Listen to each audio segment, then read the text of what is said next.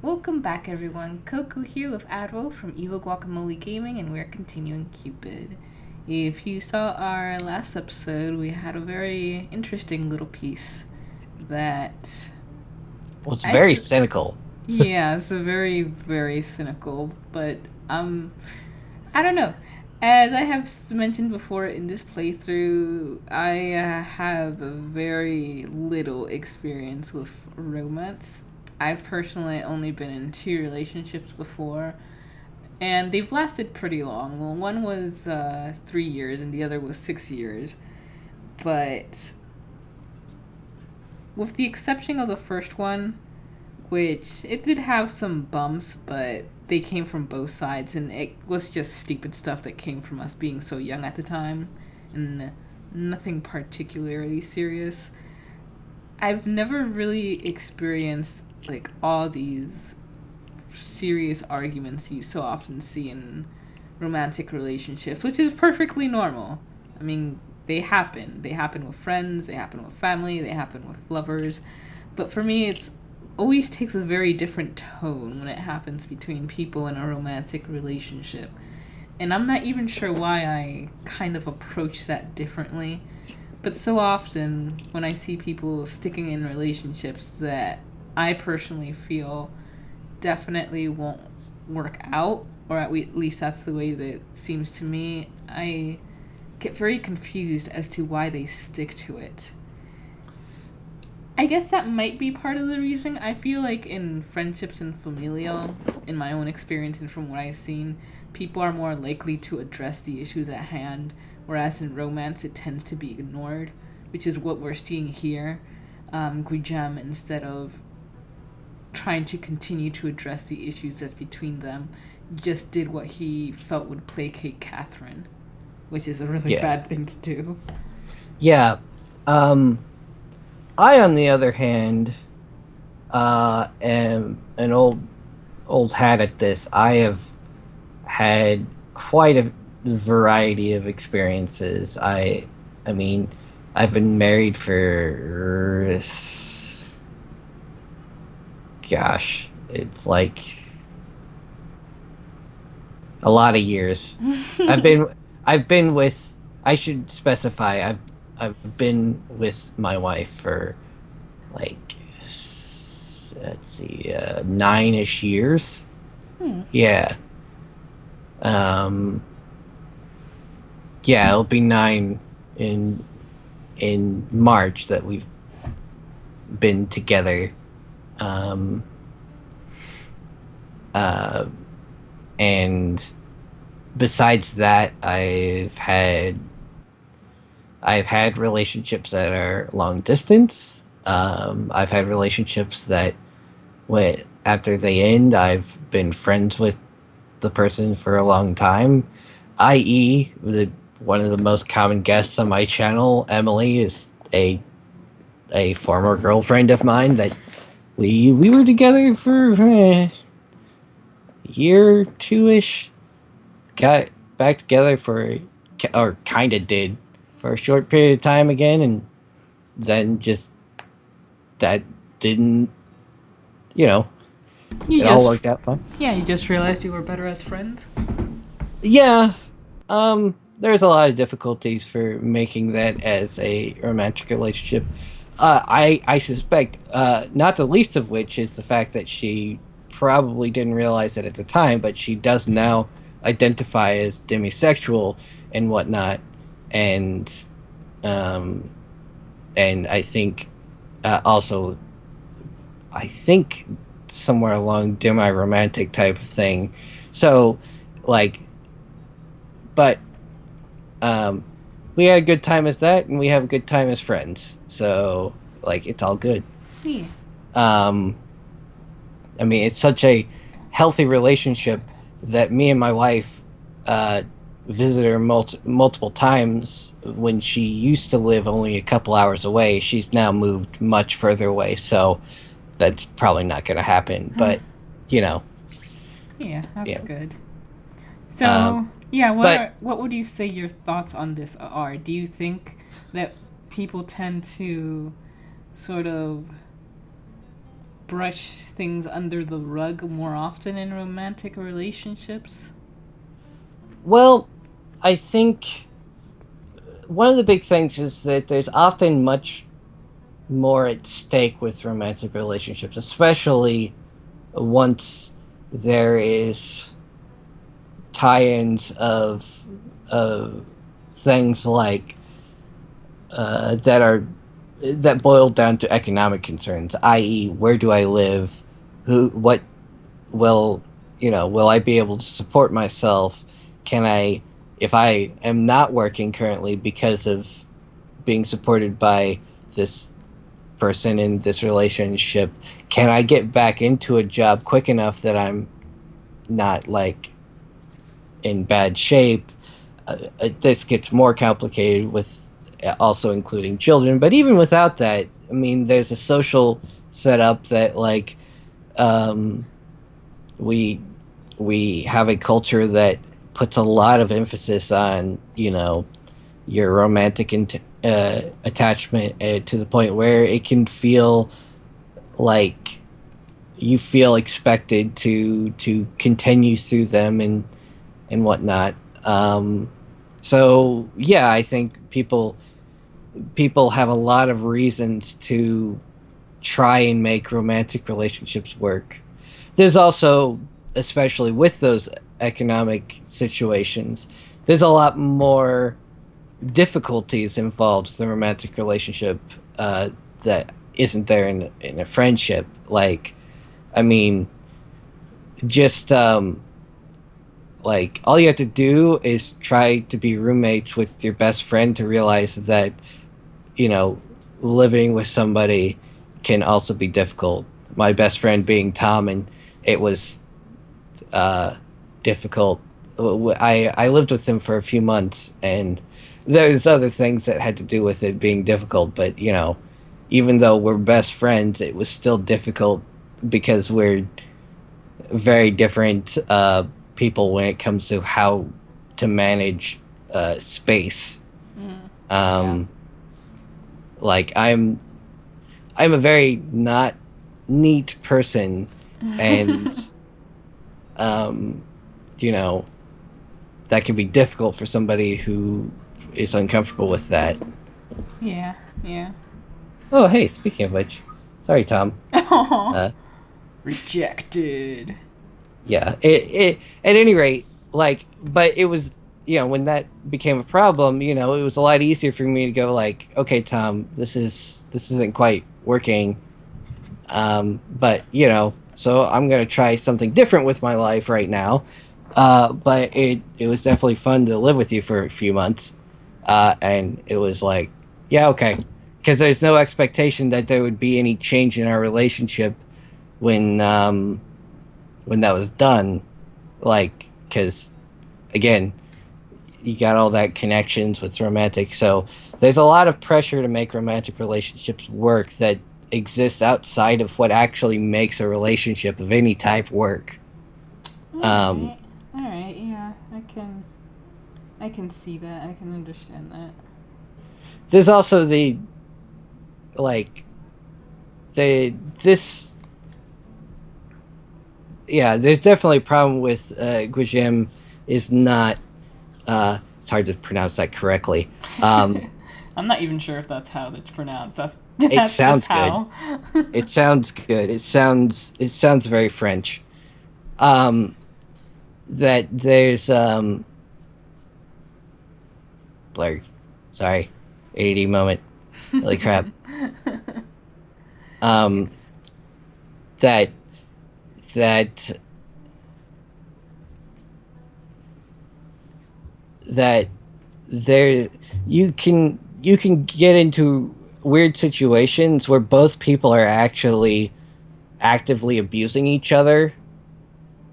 um and even if not, like, and this emulates that somewhat. I don't know if Gujem actually is like, there's a lot of emotional manipulation and abuse going on on the part of Catherine. Yeah. I think stems from the fact that she has like some mental health issues that are not being addressed, type of thing. Like she she's um and Imagining injuring herself. yeah, well, imagining injuring herself, she possibly killed her sister in rage. Yeah. Um, We still don't know exactly how that played out, but yeah, no, we considering don't. how she acted afterwards and her very contradicting feelings of anguish and relief, yeah, it's a Yeah. safe bet, I think, to say that Um, it was out of anger. I think that there may be a reality that a lot of that stems from the fact that she does seem to. She either keeps a lot of things inside, or or no, no, no. It really does come down to like she has a lot of issues with trust, Mm-hmm. and maybe they're legitimate. Like, but she gets it. Like, she didn't trust her sister to be looking out for her best interests, which maybe she wasn't. But she didn't trust her to be able to communicate and talk with her about it. Mm-hmm. She's not. She's not able to trust Gujem as a lover. Um, She but she also did mention that her mother was a quote unquote mad woman, so that's could have been something that she inherited. it could be also experiencing that can like she. It may be less that she was mad and more that she was just emotionally or possibly even physically abusive. Um, and this kind of uh, cycle of abusive behavior, like she is like going through the cycle of abusing Guijem, which is the this also is complicated by the fact that by all reasoning, Guijem should have more power due to society and economic controls and such. Like he's got the money, type of thing, but like he's being manipulated and he's not confronting the actual issues. And he's not asserting, he's clearly not asserting any of the power that he has, although sometimes he does respond kind of abusively as well. Um, I don't know. This is a very complicated, complex relationship that's happening, and it's clearly unhealthy. And I can see why this ends up the way it does. Yeah, yeah, unfortunately, but Well, probably. we've probably. How long have we been talking to a blank screen? We have been talking to a blank screen for 13 minutes and 26 seconds. All right. I think. If you feel really ambitious, I'm sure you can cut out big chunks of that. Of either I'm going ADD or repeating myself. Um, I'll toss up pretty pictures or something. just we'll just get pictures of Maggie's dog and just scroll through them. Yes. Alright, let's do that. Everyone's gonna wonder at the beginning why there's a Yeah. dog on the screen. What is this white dog? His name is Sugar, and he's lovely. You will respect him. Uh, okay. Yeah, let's go on. Oh, also, it's my line, so I could have controlled this whole time. Anyway, just tell me when you're tired of me, or when you find some other pretty thing, you bastard. I'm still playing it like she's now like in her 20s and still like giggling at using curse words. Bastard. Catherine slipped back into her brain just as the last sentence left her lips. If you're going to leave me, then just leave. Stop playing me for the fool. This was a new tempo. She dropped the bottles to her side but did not let go.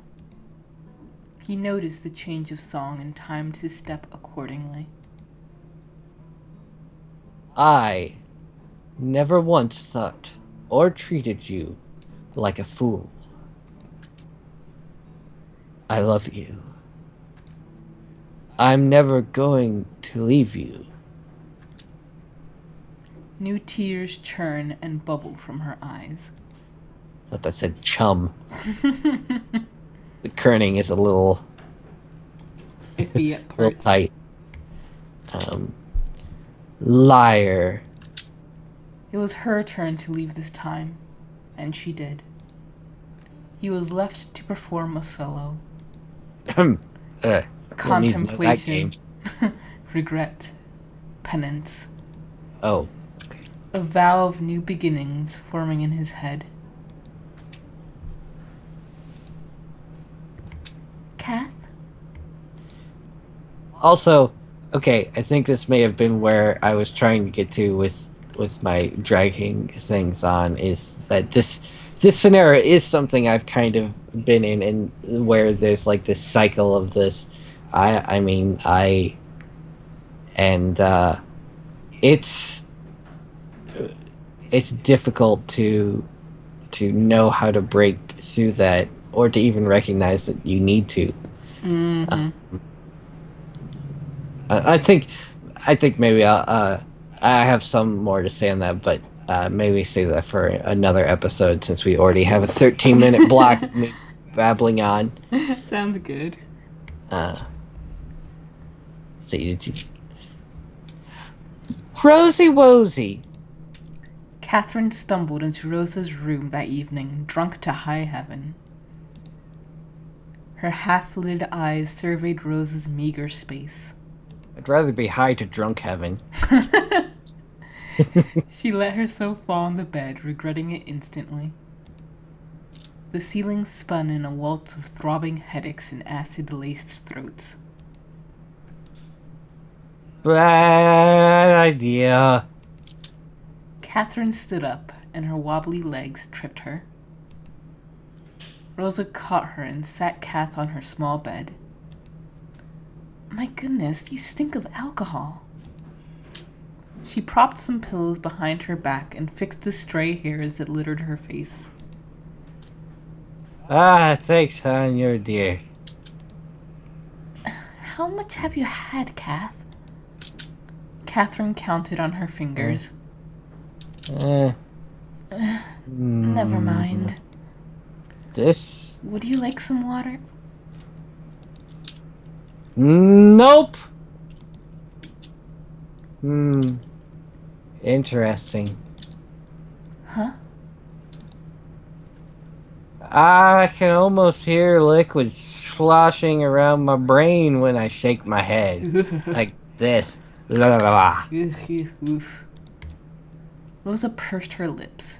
Catherine was in no shape to make decisions right now. She stood up to get her something to sober up. Doesn't work.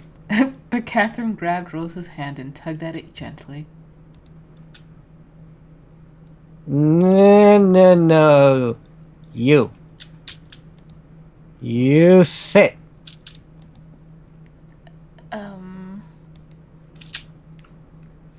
Please? Rosa complied. Catherine revealed a bottle about 3/4 full. Snuck another one from the Gilliam Monster's closet. Serves him right for calling me a child. Because you know what that makes him? A pedophile. Rosa began to protest. Catherine paid her no mind. Come on, Rosa. When have we ever drunk ourselves to the point of insanity? And I call you my best friend. Catherine took a huge swig of the bittersweet liquid and offered it to Rosa. Rosa examined carefully and took a mouthful. She gargled it in her mouth, admiring the sweet and sour flavor of the wine. I've never had anything this rich before. Good, right? It had to be. It's the last bottle. Damn. So, had another fight with Gui. Shh. Okay, I won't say it. I won't say it. Bad wind follows that name.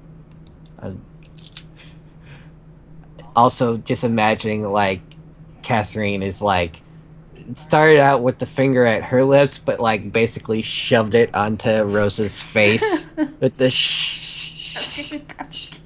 Get your hand out of my face. Yeah.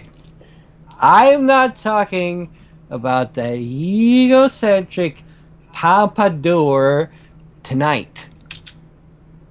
We are going to drink. I hope this doesn't go where I think it's going. We are going to reminisce. And tomorrow, we'll hate ourselves together. Just like I hate myself by myself all the time. Oh. Sorry, I got a little real there, but that probably centers on most of what's happening here. Yeah. Unfortunately. Agreed. Rosa giggled. If you say so. Oh boy. Oh no. Well, Sorry. to back black screen, we will leave things Okay. right there before things get sketchy. See you guys next time. I mean, it's not like he's literally talking back to me. That would be weird. I set 2 cola cans next to each other and then take a step back. Are you watching? You better be watching. Meh. Okay, here we go. Oh, I concentrate and... The cola can flutters apart into long ribbons like potato peels. They collapse on each other and form a jumbled mess of aluminum. We are a witch, yeah! I am so okay with that. There's some soft crunching while the ball of soda can wobbles around a bit. Shapes begin to emerge from the ball of aluminum ribbons, arms, legs, ears. Then before you know it, ta-da! Aww! A soda can sculpture of a cat. It's you! Mochi makes a little huffing noise and closes his eyes. I set the cat sculpture aside with all the others. What, you don't think it looks like you? You're the worst audience.